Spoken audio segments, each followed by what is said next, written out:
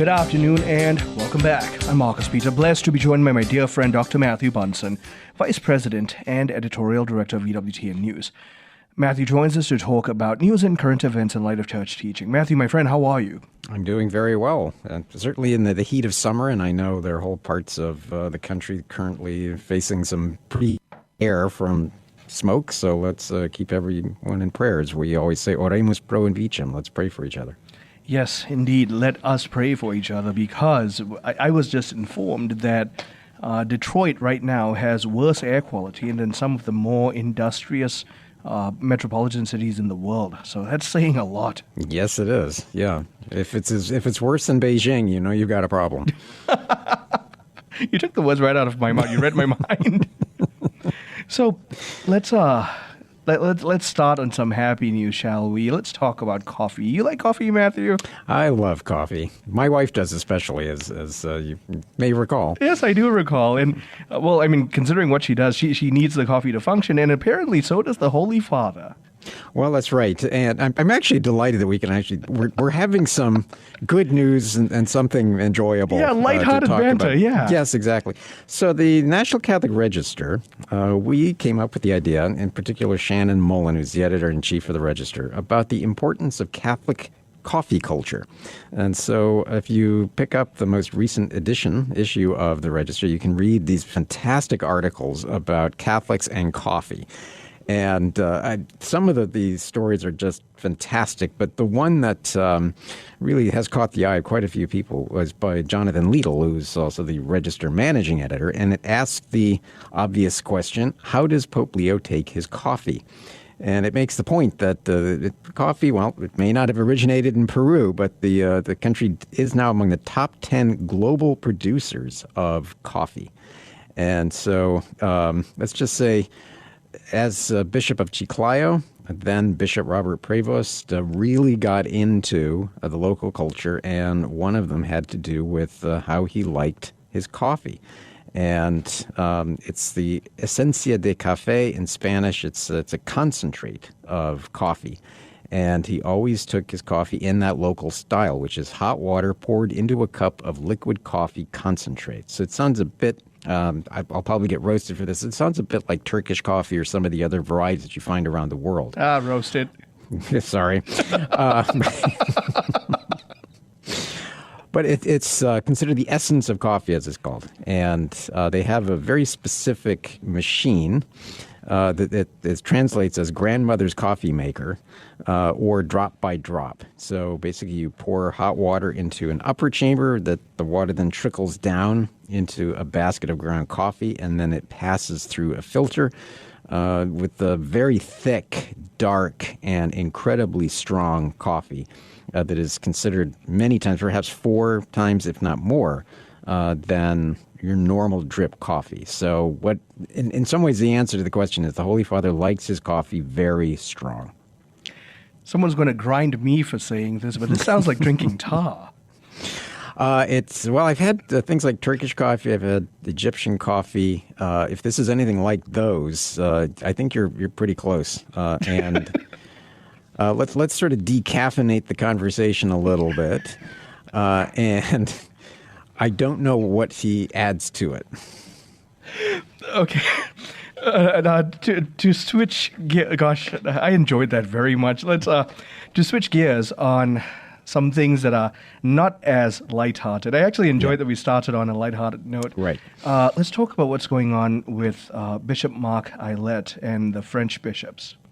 Well, this is, I think, the story of the week. And as you say, shifting to this, it's dark because essentially the lawmakers of France, the France's National Assembly, voted for the country's euthanasia and assisted suicide bill.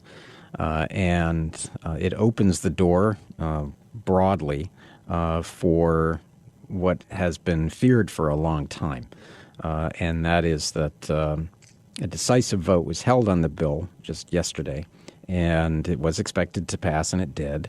And essentially what it does is it gives the final word, the way the Constitution works, to approving a bill. It's called Right to Aid in Dying, that legalizes euthanasia administered by a doctor or nurse and assisted suicide. So we always have to differentiate between the two. One is euthanasia, as I was saying, which is sort of administered. Assisted suicide, in which a patient self-administers a lethal substance.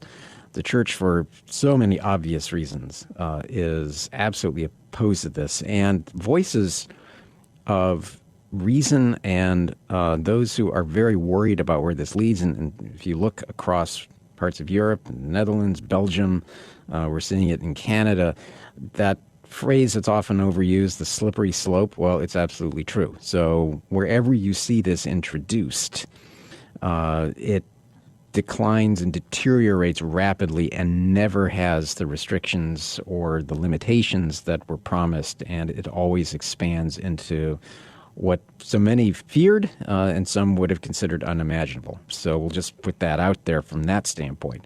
Now, according to the way this law is written or drafted, it's restricted to adults who are stable residents of France, suffer from a serious and incurable condition in an advanced or terminal state, experience suffering that cannot be relieved by treatment, although what that means, of course, is open to interpretation, and are able to express their will freely with the full understanding of the whole process. Once again, we are likely to see all of that set aside in the coming years. And so a French bishop has stated very publicly, so he is of the Diocese of Bayonne. He's Bishop Marc Aillet, as you say, in southern France, and has basically said that a Catholic engaged in public life cannot ignore the Church's constant teaching on this, and that it would be a lack of obvious ecclesial coherence, and that those who support this will not be able to receive communion. So hats off to Bishop Aillet for such a strong stand. Hats off indeed. I want to ask you to also share the gargantuan issue that he is dealing with in terms of the popularity of the bill. Well, that's right. Certainly this has been worked on with a lot of support from progressive organizations who have really pushed these types of bills through the French Constitution, through the French Assembly. And yes, you can put all of these limitations that you want on it. But this has been percolating now for some time. And again, to its credit, the French Bishops' Conference has been in stern opposition to the bill, going all the way back, I think, to last May in 2025. And then on multiple occasions where this has progressed its way through this democratic process. But the fact that you also have things like the Société Française, for those who are supporting palliative care, and various caregiving federations have also opposed this law. So all of this flies in the face of the real concerns that people have about where bills like this end up, what euthanasia and assisted suicide actually look like when they're implemented, and the fact that those types of limitations are quickly watered down. It's important to note, too, that this comes just a month or a couple of months ahead of what is going to be the visit of Pope Leo XIV to France. And it is fascinating, too, that the motto for the trip is so that the world may have life. And I think that this bill is going to be something that will be mentioned by Pope Leo, who has been so strong in speaking out in defense of life and from conception to natural death. God bless the good bishop for what he's doing, and we'll continue to pray for it. I'm talking with Dr. Matthew Bunson, Vice President and Editorial Director of EWTN News, and we have just finished talking about Bishop Marc Aillet, and he's been warning ahead of France's decisive final vote that Catholic lawmakers who support a euthanasia bill will no longer be able to receive communion. He's trying to take this issue seriously because the bill is gaining quite a bit of traction in France's Senate. We're going to continue on the other side of the break. Stay tuned. I'm Marcus Peter.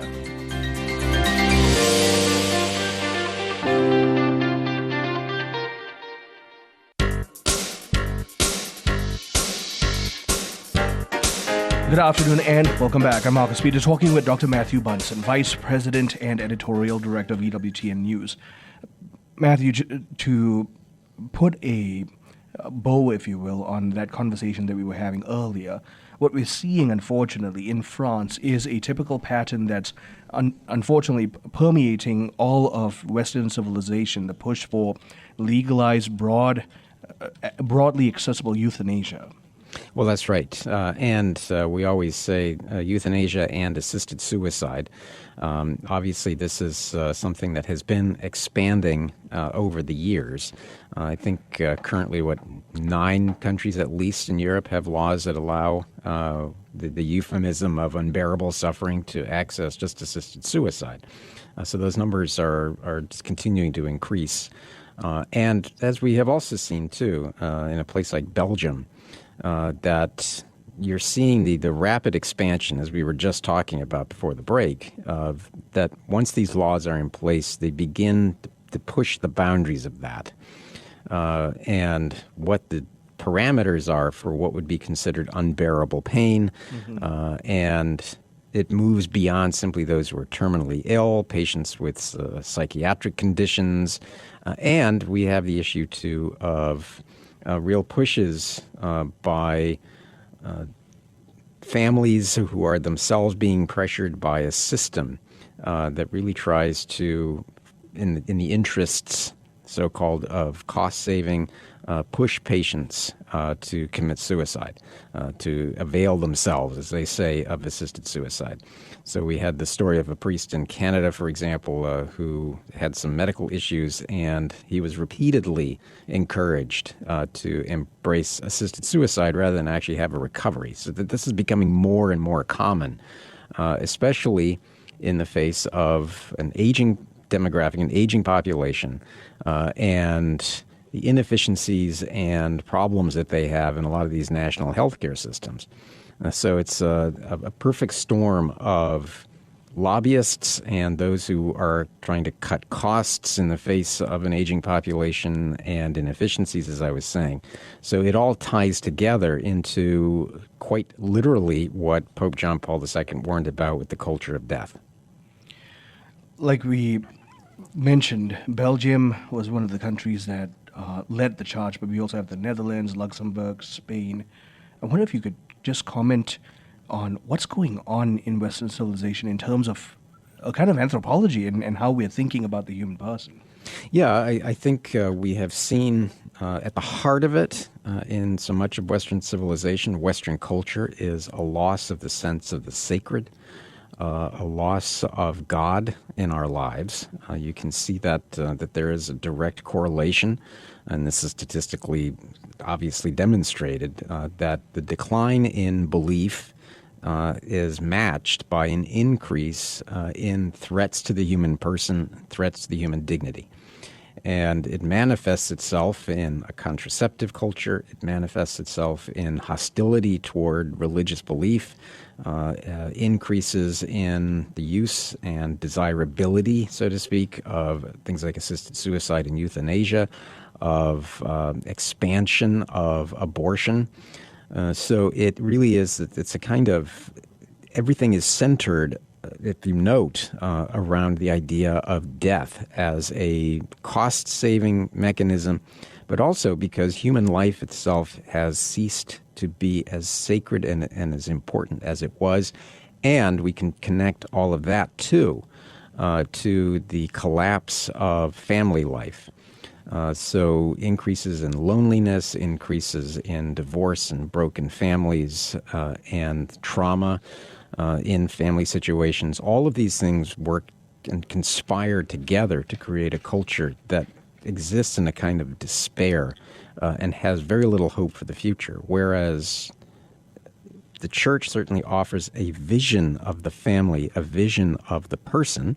We always use the term theological anthropology, of a person made in the image and likeness of God and therefore innately filled with dignity. And we do everything we can to defend and protect that dignity. And that means in the family, that means from, again, conception to natural death, throughout the whole of life. The value of a person isn't predicated on what they can contribute to society And those rights are not granted by society. They are given to us by God. In a situation like this, for a Catholic legislature working in France, if they vote in support, have they incurred upon themselves a lati sententiae excommunication? Well, I'll leave that to the individual bishops who are going to have to deal with this. Certainly in the United States, we have dealt over the years with a very similar situation. You can see, I think, the way that Bishop Aillet of Bayonne, Lescar, and Oloron in France has warned his lawmakers that if they are aware of this sort of incoherence, that they are not going to be able to receive communion. Now, we have seen similar things, similar bishops in the United States. I think of Bishop Paprocki, for example, in Illinois, who, if I recall correctly, issued a similar mandate. And it does seem logical that if you are engaging in this type of active involvement and support of something that is so clearly contrary to the teachings of the church, that is itself considered by the church to be intrinsically evil, your own conscience should make it impossible for you to present yourself for communion. I agree. I don't think one can, in good conscience, come before the Lord after bringing such an affront before the very human nature he assumed. The worry, of course, is that the bishop in this case in France and bishops elsewhere are attacked as being unreasonable or extremely radical in demanding this or making this request to politicians. Please don't present yourself for a communion under these circumstances. If for no other reason, then it is itself the cause of confusion and scandal among the faithful. Yeah.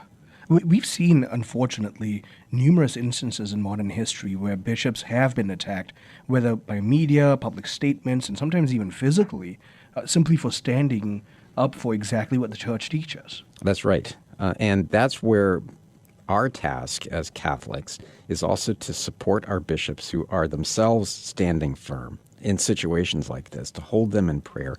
But also, let's pray sincerely for Catholic politicians who themselves are abandoning their Catholic faith, abandoning their conscience, and actually engaging in these things, that they themselves have the kind of repentance and come to understand what it is they're doing to their constituency, what it is that they're doing to their nation, and what it is that they're doing to the wider culture. To shift gears yet again, let's talk about the Bishop of Albany. And I can't help but chuckle, but it is quite an important bit of news. So please share with us what happened. Yeah, it's a nice way to wrap up. We started with some coffee, and now we're going to potato chips. In this case, this is a great story by Elisa Murphy in the National Catholic Register, and you can find it at ncregister.com. And the title of it says it all: "The Bishop of Albany, His Missing Ring, and a Bag of Potato Chips." It actually summarizes the whole thing. It does perfectly. Yes, so it really is a ring. It is all that plus a bag of chips, as they say. In this case, it's a lovely story by Bishop Marc O'Connell of Albany, who turns out lost for a couple of weeks his episcopal ring. Now, those are important matters, and they genuinely are, because it isn't simply a piece of jewelry that you can walk in and buy a replacement for. As he said, it's gold. It has St. Andrew, my saint, on it. It has his episcopal motto. It was made by the father of a personal friend. And somewhere along the line, it went missing and was missing for several weeks, forcing him, as the story tells us, to borrow one of the episcopal rings of one of his long-dead predecessors while they were trying to figure out if they could find this ring. And I don't want to give too much away, but let's just say that the ring was found, and it involves a bag of potato chips. Oh gosh, we're out of time. Yes, he actually. Go ahead and read it in nationalcatholicregister.com. It is quite a heartwarming piece. Matthew, thank you so much for your time. A joy to be with you. Let's keep the politicians in prayer. Yeah. My guest has been Dr. Matthew Bunson, Vice President, Editorial Director of EWTN News. Let's pray for the politicians in France to have true, sincere repentance. Stay tuned. I'm Marcus Peter.